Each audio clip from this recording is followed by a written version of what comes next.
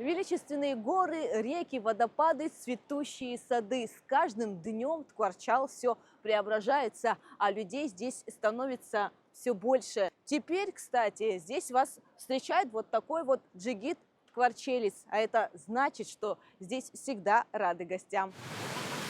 Мы испытали просто шок от красоты. Таких отзывов от Ткварчали уже сотни. Туристическая сфера здесь постепенно набирает обороты, и место, единственное в горах, а не на побережье, манит все больше людей. Ткварчал влюбляет в себя с первого взгляда. Говорят, сюда едут отдыхать душой. И не зря. Говорят же, у вас легенда есть, что Бог подарил вам кусочек рая.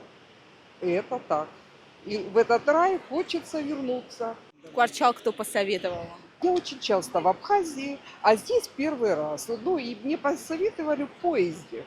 Вот говорили, что есть такое место необыкновенное. И мы решили попасть сюда. Обычно выбирают курортные города, там Гагру, Сухум и так далее. Ну, мы, скажем так, любим более такой активный отдых, поэтому просто так лежать на пляже не совсем интересно. Хочется все-таки какие-то движения совершать, да, то есть что-то интересное посмотреть. Ну и, соответственно, интернет всем в подсказку. Сказать, я вообще бесподобно рада, что я сюда попала. Все прекрасно, все красиво, доброжелательные люди здесь живут. Я всем советую.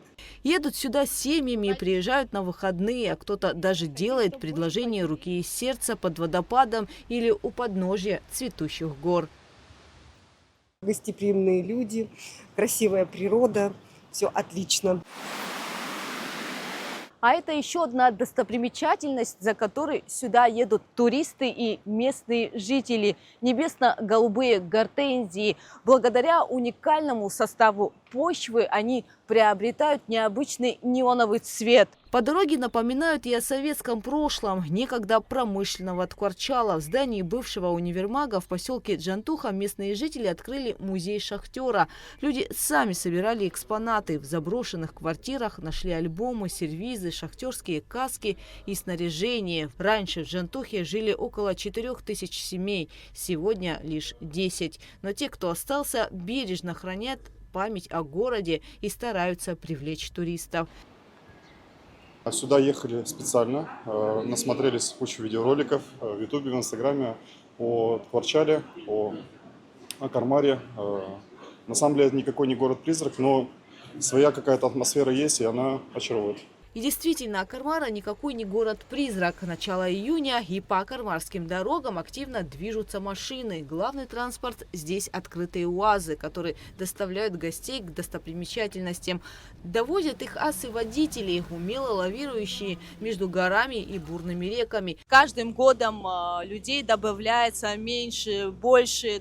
С каждым годом все больше и больше людей. Дорога, когда здесь была, не очень. Там же внизу тоже дорогу проложили. Какие сложности были? Сколько дорога занимала вообще в принципе? Была в ужасном состоянии, она занимала около 40 минут до Кармары. А сейчас сколько времени?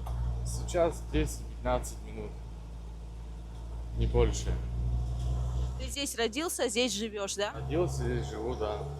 Каждое лето работаешь, каждый сезон? Да. Максимилиан Панцулая – местный житель. Он возит туристов к знаменитому Златоносцу и другим точкам.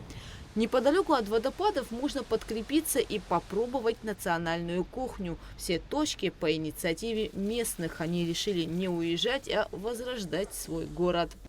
Ребята с охоты шли, и шум водопада, шум воды услышали, и не поняли сперва, в чем дело, и решили по обходам спуститься. А здесь ни дорог не было, ни площадки, здесь сплошной был лес, и как такового по старой дороге его видно не было.